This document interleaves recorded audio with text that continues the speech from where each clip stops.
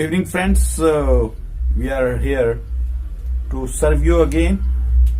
Good evening to all the students of my class. Today, we're going to discuss jurisprudence, and schools of jurisprudence is the topic. Last time in the lecture of jurisprudence, we had discussed the content of the jurisprudence, where we had talked about the sources of the jurisprudence. We had talked about the legal concept of the jurisprudence.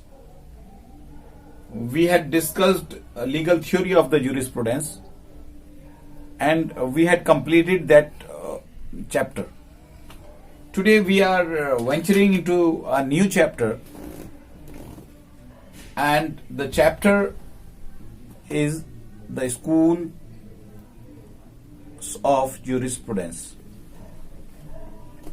First of all, in these schools of jurisprudence, we will study the positive school of jurisprudence. Analytical school is one of the other name of this school. It is known as imperative theory of Austin's also. And for learning this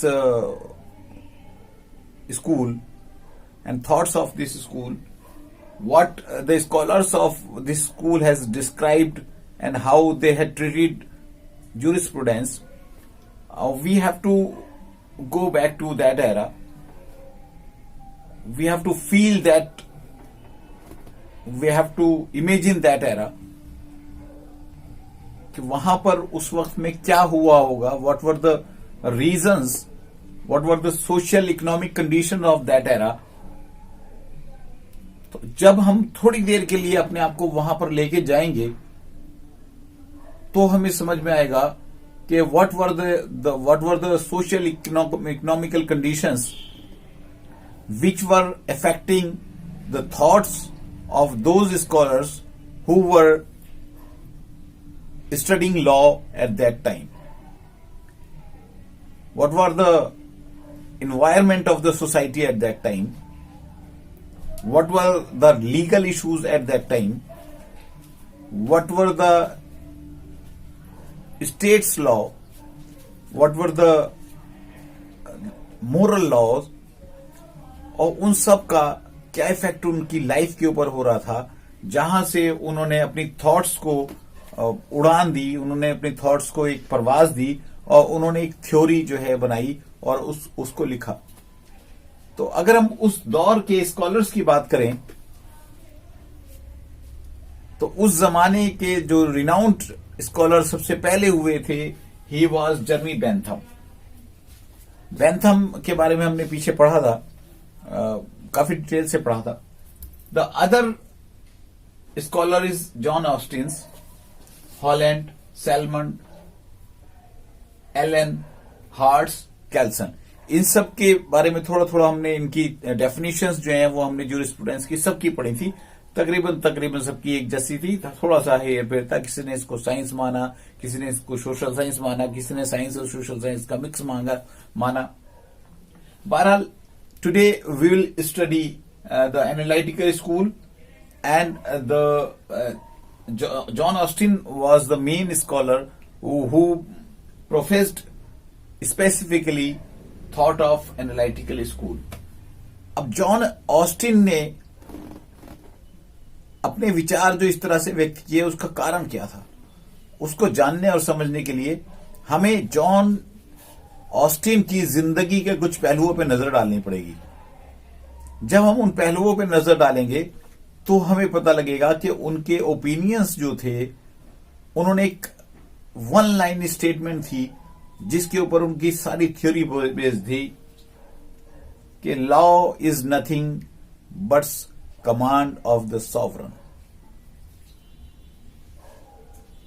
कानून कुछ भी नहीं है, ये command of the sovereign है, command of A politically superior person for the politically inferior public, एक आदमी की कमांड तमाम जनता के लिए, एंड सैंक्शंस, उसके साथ में सैंक्शन की बात उन्होंने की थी। लेकिन इस सब का रीजन क्या था, वो इस सारी चीजें उन्होंने ऐसे क्यों कही? तो देखें, हमने जॉन ऑस्टिन देख, और आपको मैं एक चीज और बता दूं कि जो जिस तरह से मैं आपको बता रहा हूं, if give a bit thought to this, थोड़ा सा अगर आप ध्यान देंगे तो आपको ये चीज कहीं नहीं मिलेगी, इस तरह से आपको कोई बताएगा भी नहीं। लेकिन अगर आप मेरे बताए हुए तरीके से थोड़ा सा ध्यान देंगे, इसको अपने मेमोराइज करेंगे, इसको कहीं लिख लेंगे, तो I guarantee you one thing कि आप जो है कभी भी भूलेंगे नहीं। एंड जब आप लिखेंगे, आप write down this way in your examination, and you'll see that you will have a good answer in your copy. I have divided John Austin's life in two phases. The first phase, John Austin's birth, he was born in 1790. तकरीबन आज से 250 साल पहले, 230 साल पहले जो है उनकी पैदाइश हुई थी, जबकि अंग्रेजी जो राज्य था, वहां की व्यवस्था जो थी वो बहुत ज्यादा अच्छी नहीं थी। वहां पे भी लॉ डेवलप हो रहा था। ही ज्वाइंड आर्मी इन 1812, 1812 में उसने आर्मी को ज्वाइन किया। And in the army he had learn discipline and strictness. ये ध्यान रखिएगा कि उसने आर्मी ज्वाइन करी, और आर्मी ज्वाइन करने से उसमें क्या हुआ, उसकी लाइफ में डिसिप्लिन आया और स्ट्रिक्टनेस आ गया।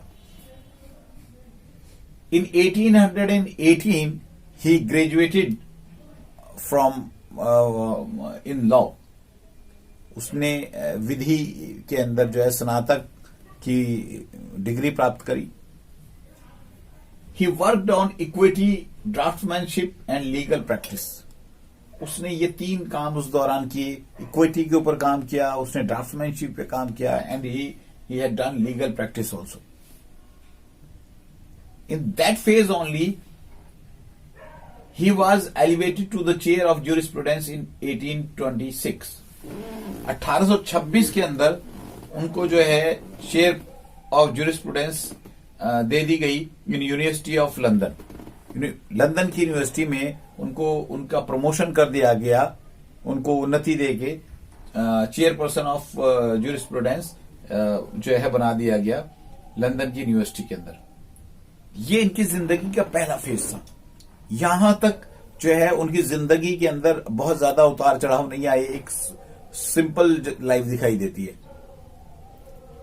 कि वो पैदा हुए, उसके बाद उन्होंने आर्मी ज्वाइन की, वहां से डिसिप्लिन आ गया, ही ग्रेजुएटेड, उन्होंने ग्रेजुएशन कर ली। ग्रेजुएशन के बाद में उनको जॉब मिली, जॉब में ही worked on equity, draftsmanship and legal practice.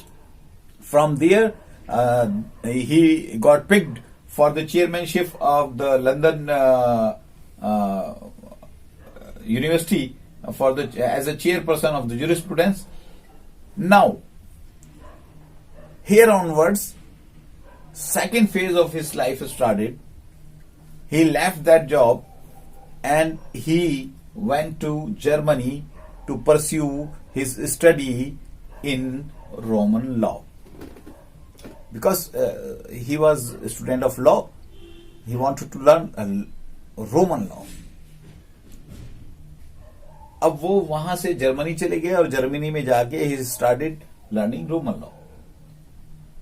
And there he got impressed with the German approach towards the law as a science. पहली चीज ये थी कि उन्होंने ये देखा कि ये जो जर्मन्स हैं, ये जो लॉ को एक साइंस की तरह ट्रीट कर रहे हैं। They are analysing each and every law. वो हर लॉ को एनालिसिस कर रहे हैं और उसके प्रोज एंड कॉन्स को देख रहे हैं कि क्या फायदेमंद चीज है, क्या नुकसानदेह चीज है।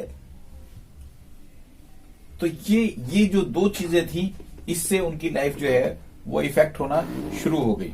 Army training and discipline along his experience in Germany during study of Roman law made him a staunch believer of positive and coercive force of law particularly.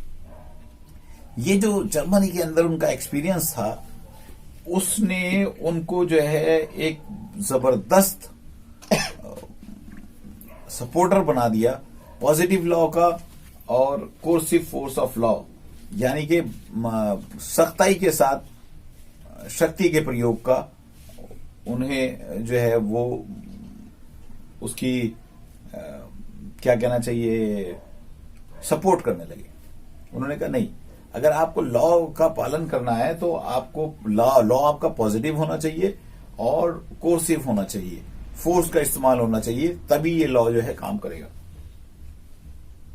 अब यहां से जो है उनका ओपिनियन जो हुआ, तो while in Germany he notice that, एक खास बात ये हुई कि he notice that the German public were obeying everything that was commanded by the Prussian King Frederick। जो उनका किंग फेडरिक था वो जो कुछ कह देता था जर्मन के लोग वो सब मान लेते थे। तो उसने कहा यार ये ऐसा क्यों है कि जो राजा जो कुछ कहता है ये सब कुछ मान लेते, कोई चू चराग नहीं, कोई इफ एंड बट नहीं। तो ही वहां से उनका ओपिनियन बना कि लॉ के लिए जो है, लॉ के लिए पॉजिटिव लॉ होना चाहिए और कोर्सिव फोर्स होनी चाहिए। ये दो चीजें अगर हैं तो लॉ जो है वो कार्यरत रहेगा, उसका असरदार होगा वो लॉ, और नहीं तो वो असर नहीं करेगा और उसका लोग पालन नहीं करेंगे। अब ये अब हम कई दफा ये चीज हम इसमें डिस्कस कर चुके हैं। पॉजिटिव लॉ अब मैंने आपको पहले भी बताया था पॉजिटिव लॉ और नेगेटिव लॉ, इसको हम एक बार फिर भी डिस्कस कर लेंगे, लेकिन अभी यहां से आगे चलते हैं। तो इनका एक ओपिनियन जो है यहां से बनने लगा कि German were obeying everything, they are just obeying the command without any question, and command of the sovereign की कमांड थी जो किंग फेडरिक थे। हेयर ऑनवर्ड्स ही इन्होंने किताब भी लिखी थी उसी दौरान, जो हालांकि इनकी डेथ के बाद में वो किताब छपी है, लेकिन इन्होंने उसको लिखा था प्रोविंसी ऑफ ज्यूरिस्प्रूडेंस, 1852 के अंदर लिखी गई थी। और इनकी थॉट्स जो थी उसी के ऊपर जो है एनालिटिकल पॉजिटिव जो है वो डिपेंड करता था सारा। Austin is considered as a father of English jurisprudence. ये खास बात थी कि इन सब चीजों के होते हुए, जानते हुए, समझते हुए जो उन्होंने ओपिनियंस दिए, उन ओपिनियन के आधार पर ये कहा गया कि Austin was the father of English jurisprudence. He confined his study to positive law applied analytical method. उन्होंने सारा अपना ध्यान जो था वो पॉजिटिव लॉ के ऊपर एंड अप्लाइड एनालिटिकल मेथड्स के ऊपर लगा दिया। पॉजिटिव लॉ मीन्स लॉ, वो उनका कहना यह था कि लॉ प्रॉपरली सो कॉल्ड, और he describe moral and other laws as law improperly so called. उन्होंने कहा ये जो मोरल वाला मामला है या ये जो और दूसरी तरह की डिवाइन लॉज की बात की जाती है, ये लॉ नहीं है। लॉ जो है वो सिर्फ पॉजिटिव है and law properly so called. और उनका जो लॉ पॉजिटिव लॉ है, जो कमांड ऑफ द सॉवरन है, जिसके साथ में सैंक्शंस है, बस वही लॉ है। It was the opinion of the Austins. Reason, हर बात के पीछे कुछ ना कुछ रीजन होता है। इसके पीछे रीजन क्या था? Because moral and other laws were lacking force, sanction of state. उनका कहना था जो मोरल लॉ है इनके पीछे कोई फोर्स तो है नहीं, ये जो डिवाइन लॉ है इनके पीछे कोई फोर्स नहीं है। अगर आपको चर्च में जाना है, लेकिन देर इज नो अथॉरिटी, आप जो जिसके लिए आपको चर्च में जाना है वो खुद ऊपर से उतर के नीचे नहीं आएगा, लेके नहीं घूमेगा आपके पीछे कि आप चर्च में जाइए। ऑस्टिन का कहना यह था कि जब तक कि पॉजिटिव लॉ नहीं होगा, फोर्स नहीं होगी उसको लॉ को मनवाने के लिए, जब तक वो माना नहीं जाएगा। Austin describes positive law as aggregate of rules set by men। ये बहुत इंपॉर्टेंट चीज थी जो हम पहली बात कर चुके हैं कि पॉलिटिकली सुपीरियर द्वारा पॉलिटिकली इंफीरियर के लिए जो बनाया गया है उसको पॉजिटिव लॉ कहते हैं। और ऑस्टिन जो है वो ये बार बार इसको दोहराते रहे।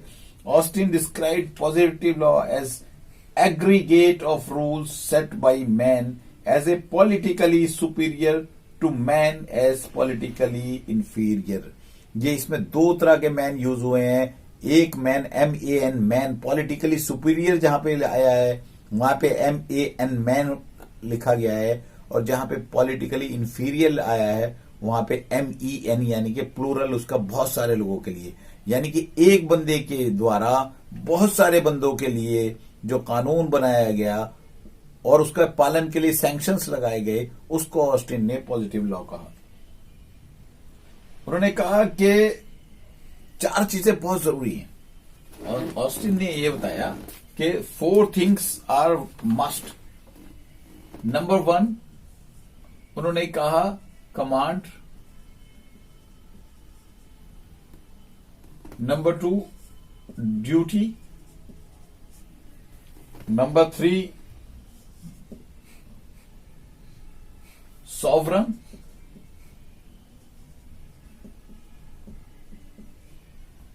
एंड नंबर 4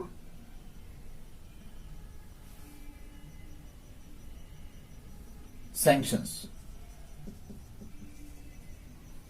ये चार चीजें अगर नहीं है तो लॉ जो है वो बिल्कुल ब्लंट हो जाएगा, बेकार हो जाएगा, वो किसी काम का नहीं रहेगा।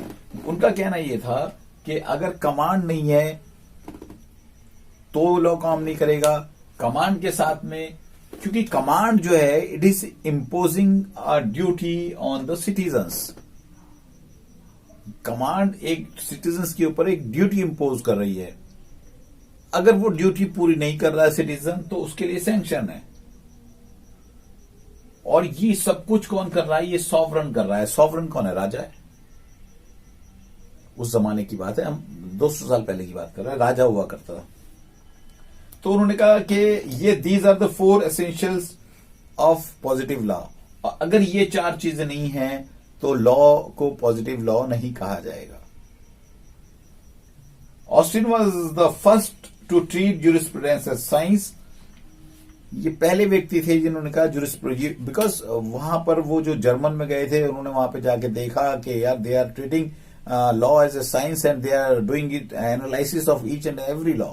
तो उन्होंने कहा कि नहीं, इट इज अ साइंस, ये एक साइंस है। और he describes exposition, examination and comparison to determine. ये 3-4 चीजें उन्होंने दी, जरूरी थी। उन्होंने कहा ये चारों चीजें जरूरी हैं, अगर ये तीनों चीजें जरूरी नहीं है तो आपको पता ही नहीं लगेगा। उन्होंने कहा कि एक्सपोजिशन,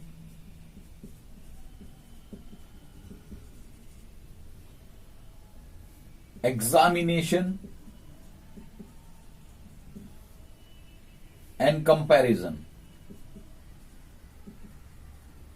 ये 3 चीजें अगर नहीं है तो you can not determine scope of law and extent in a given political organise society.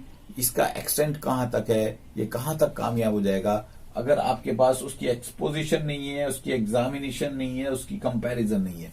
अगर ये चीजें आपके पास नहीं है तो आपको ये पता ही नहीं लगेगा कि वो लॉ जो है कितना कारगर है और कितना कारगर नहीं है। ऑस्टिन का ये भी मानना था a law which actually exist is a law. वही कहते थे जो लॉ मौजूद है ना बस वही लॉ है, उसके अलावा कुछ नहीं है। वो चाहे आपको अच्छा लगे चाहे वो बुरा लगे, उसकी मेरिट्स हो सकती हैं, डीमेरिट्स हो सकती हैं, उसकी कुछ खूबियां हो सकती हैं, कुछ कमियां हो सकती हैं, लेकिन जो एग्जिस्ट है वही है। मसलन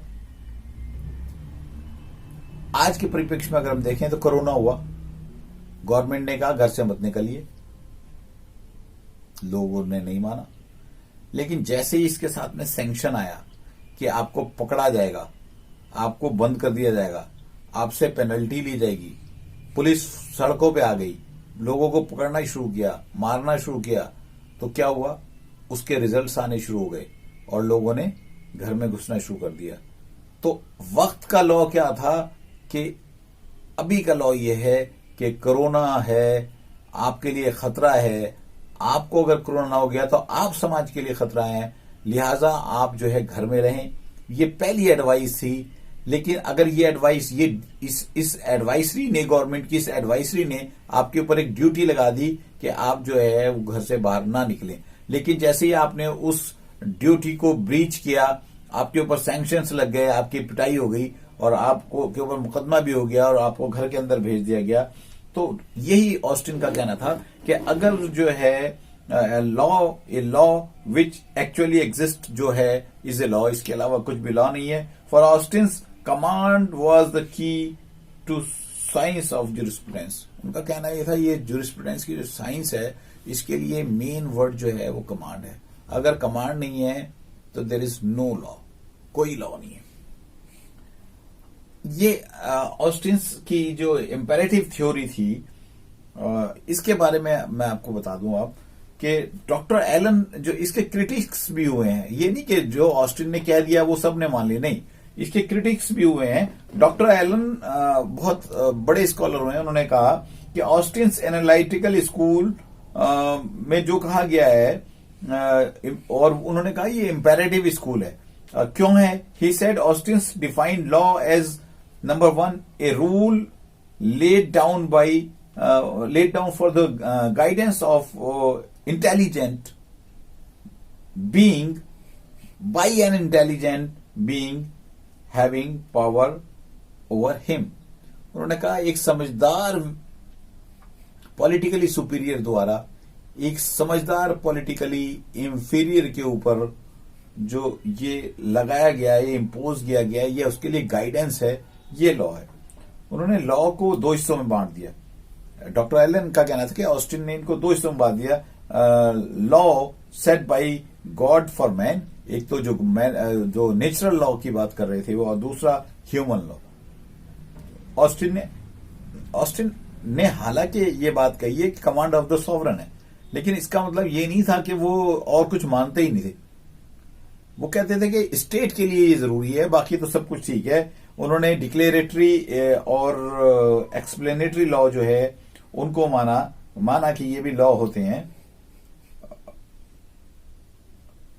उन्होंने लॉज ऑफ रिपील जो है उसको भी माना है। लॉज ऑफ इम्परफेक्ट ऑब्लिगेशन इनको भी माना। उन्होंने डिक्लेरेटरी और एक्सप्लेनेटरी लॉ को तो कमांड ऑफ द सॉवरन माना। जो लॉ ऑफ रिपील थे उन्होंने कहा ये कोई लॉ नहीं है, क्योंकि एक्चुअल में जो लॉ रिपील हो रहा है इससे कमांड को वापस लिया जा रहा है, नेगेटिव हो रहा है काम, ना कि पॉजिटिव हो रहा है। उससे कोई ड्यूटी इंपोज नहीं हो रही है, बल्कि कोई ऐसी ड्यूटी थी जो पहले लोगों के ऊपर थी, लेकिन वो लॉ आपने रिपील कर लिया, वापस ले लिया, तो आपने अपनी कमांड को वापस ले लिया। And law of imperfect obligation they are not treated as command, और इनको कमांड की तरह ट्रीट नहीं किया जाता। जो इनके क्रिटिक्स थे जिन्होंने इंपेरेटिव थ्योरी ऑफ ऑस्टिन की क्रिटिसिज्म की है, उन्होंने बहुत सारे पॉइंट दिए हैं, और उनके पॉइंट ने क्या काम किया है कि कस्टम ओवरलुक्ड, इन्होंने as a source of law जो है कस्टम, चूंकि अमूमन जो है आप किसी भी परिवेश में किसी भी समाज में चले जाएं, वहां पे होता यह है कि जो उनके कस्टम्स हैं उन्हीं कस्टम्स से लॉ बनते हैं, और उनको जो है उस जमाने के हिसाब से उनको इम्पोज कर दिया जाता है। तो इन्होंने कहा कि कस्टम्स जो है इनको बिल्कुल ओवरलुक कर दिया, लॉ इज कमांड ऑफ, और इन्होंने कहा कि ऑस्टिन ने कहा कि कस्टम्स कुछ नहीं होते, law is command of sovereign जो है वो है and not supported by history. लेकिन ये जो इनका व्यू था, ये हिस्ट्री ने इसको कभी भी सपोर्ट नहीं किया। हिस्ट्री ने हमेशा कस्टम्स को वैल्यू दी है। दूसरा इनका जो क्रिटिसिज्म था वो ये था, इनकी इंपेरेटिव थ्योरी का जो क्रिटिसिज्म किया गया वो ये किया गया, permissive character of law ignored. जो परमिसिव करेक्टर ऑफ लॉ है इसको ये आप लिखते रहें, पहली चीज है कस्टम ओवरलुक्ड। दूसरा पॉइंट जो है वो permissive character of law ignored. इन्होंने परमिसिव करेक्टर ऑफ लॉ जो था उसको इग्नोर किया। जैसे वो परमिसिव क्या है, that is law of will, चूंकि वो तो ये कह रहे हैं सिर्फ कमांड ऑफ द सॉवरन है, लेकिन विल जो है उस जमाने में भी लोग करते थे, ये भी एक लॉ था, ये हमेशा रहा है कि आदमी वसीयत कर सकता है। उन्होंने कहा ये जो लॉ था वसीयत वाला, जिसको हमेशा से माना गया है, हर दौर में माना गया है, आज भी माना जाता है, इसको उन्होंने बिल्कुल इग्नोर कर दिया। ये दूसरा इसका क्रिटिसिज्म था। तीसरी बात इन्होंने कही थी, इनका क्रिटिसिज्म था, ये जो कमांड ऑफ सॉवरन है इसके अंदर there is no place for जज मेड लॉ। जब एक कोई जज है बैठा है, वो किसी तरह से कोई फैसला कर रहा है, तो बाज दफा वहां से कानून निकल के आता है, उसका एक इंटरप्रिटेशन होता है जिसको कि वो लॉ की व्याख्या करता है, वहां से कानून निकल के आता है। लेकिन उन्होंने कहा नहीं, this is the command of the sovereign, बस वो ये जो कोई सॉवरन ने कह दिया। तो उन्होंने कहा ये जो है गलती है, इन्होंने जो है प्लेस ऑफ जज मेड लॉ जो है उसको खत्म कर दिया। So it hampers the creative function of the judiciary. तो इससे हुआ क्या है कि जो जुडिशरी की क्रिएटिविटी थी वो खत्म हो गई। हालांकि आज की डेट में this is the most effective method of inventing the law. आज हमारे सुप्रीम कोर्ट के अंदर every second day they gives a new interpretation. वहां से एक नई चीज निकल के आती है, वो कहते हैं नहीं इसका मतलब सिर्फ यही नहीं, इसका मतलब ये भी है।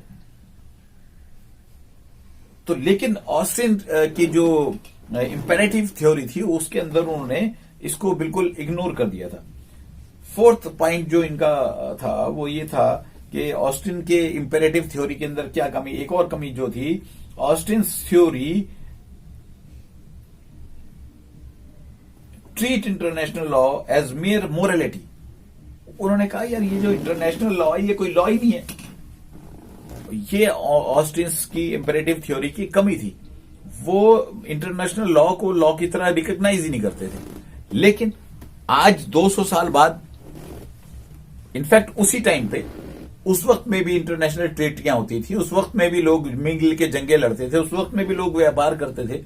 और आज तो इंटरनेशनल लॉ जो है उसका इतना बड़ा दायरा हो गया है कि all of the world is recognising हर चीज। देखें, आप देखें जहाजों का आवागमन है वो जो है इंटरनेशनल लॉ के हिसाब से हो रहा है। आपके समंदर में शिप्स चल रहे हैं वो इंटरनेशनल लॉ के हिसाब चल रहे हैं। इंटरनेशनल टेरिटरीज हैं, बाउंड्रीज हैं, आपका एक्सपोर्ट इंपोर्ट है, आपका एक्स्ट्राडिशन ट्रीटीज हैं।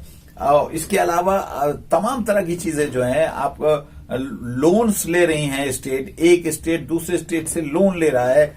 और आपका आप देखिए क्या चीज ऐसी है कि जो इंटरनेशनल लॉ के हिसाब से ह्यूमन राइट्स जो है वो यूनाइटेड नेशन ने इंटरनेशनली उसको रिकॉग्नाइज कराया। हर कंट्री के ऊपर जो भी यूनाइटेड नेशन का मेंबर है उसके ऊपर उसको वो ऑब्लिगेशन है, वो उसको मानेगा, वो उन्होंने अपने आप उसका रेटिफिकेशन किया है। तो ये जो एक चीज थी, ये ऑस्टिन ने इसको बिल्कुल इग्नोर किया था। उन्होंने इंटरनेशनल लॉ को लॉ ही नहीं माना था। एक इनकी जो क्रिटिसिज्म वो इस बात पे हुई कि इन्होंने जो कमांड था उसको ओवर एम्फेसाइज किया। उन्होंने इसके ऊपर बहुत जोर दिया कि बस कमांड ही है, कमांड के अलावा कुछ नहीं है। This is the 6th point. In modern time law is nothing but an expression of the general will of people. Democratic setup के अंदर ये कमांड ऑफ जो सॉवरन है, it is nothing but the will of the people. वो ये कहते थे नहीं जो कुछ राजा ने कह दिया, उसने कह दिया कि बैठ जाओ तो बैठ जाओ, बस दैट्स ऑल। बट आज की डेट में ऐसा नहीं है। और आपके पास में अभी साल 2 साल 3 साल अगर आप पीछे चले जाएं और आप देखें कि बहुत सारे जो हमारे यहाँ के लोकल लॉज हैं उसके अंदर बहुत तेजी से बहुत सारा बदलाव आया है। निर्भया कांड से पहले आपके यहाँ पर रेप जो होता था, रेप की सजाए मौत नहीं थी, लेकिन उस वक्त में पब्लिक ओपिनियन डेवलप हुआ जिसके बाद में उसके लिए सजाए मौत दी जाने लगी कि अगर किसी ने ऐसा किया तो उसको सही। ये क्या था? ये पब्लिक ओपिनियन था। अभी लेटेस्ट अगर आप देखें तो एक और नई चीज आई है, punishment for like marrying in another religion. If it is proved that this has been done only for the purpose of converting somebody's religion, तो he will be punished for 10 years. ये क्या है? This is the pressure of the society on the government, और law वहां से निकल के आ रहा है। तो ये जो चीज थी ऑस्टिन के यहां पर, इसके ऊपर बिल्कुल भी ध्यान नहीं दिया गया था। और जो इसका इनकी छठी क्रिटिसिज्म थी वो दी थी inter relationship between law and moral ignored. Law और मोरलिटी के बीच में जो इंटर रिलेशनशिप थी उन्होंने इसको बिल्कुल इग्नोर कर दिया था। इसके 7th इनकी जो क्रिटिसिज्म थी वो थे sanction alone is not means to induce obedience. ये कहा गया कि जो बात बार बार करते हैं कि सब सैंक्शंस कर लगा दो, सैंक्शंस लगा दो, सैंक्शंस लगा दो, उससे ही लॉ का पालन होगा। तो लोगों ने कहा, जो और दूसरे लोग थे और दूसरे स्कॉलर्स थे, उन्होंने कहा नहीं नहीं यार, ये बात जो है ये ठीक नहीं है। सिर्फ सैंक्शंस ही अपनी बात को मनाने का तरीका नहीं है। उसके लिए जो है डर भी है कि आप डरा के भी उस काम को करा सकते हो। उसके लिए डिटरेंस, थ्योरी ऑफ डिटरेंस भी है, उससे भी आप अपनी बात बना सकते हो। सिंपैथी भी है, आप किसी को प्यार से मना के समझा के भी आप अपनी बात को मनवा सकते हो। देयर आर रीजंस जो आप लोगों को बता के अपनी बात को मनवा सकते हो। तो ये चीज जो है ऑस्टिन के यहां पर नहीं थी, because he was very rigid in approach. उनकी अप्रोच जो थी वो बड़ी रिजिड थी। एक आठवां क्रिटिसिज्म था कि इनडिविजिबिलिटी ऑफ सॉवरन। उनके यहां पर सॉवरन जो था बस वो एक ही था, उसके अंदर कोई बट नहीं सकता था।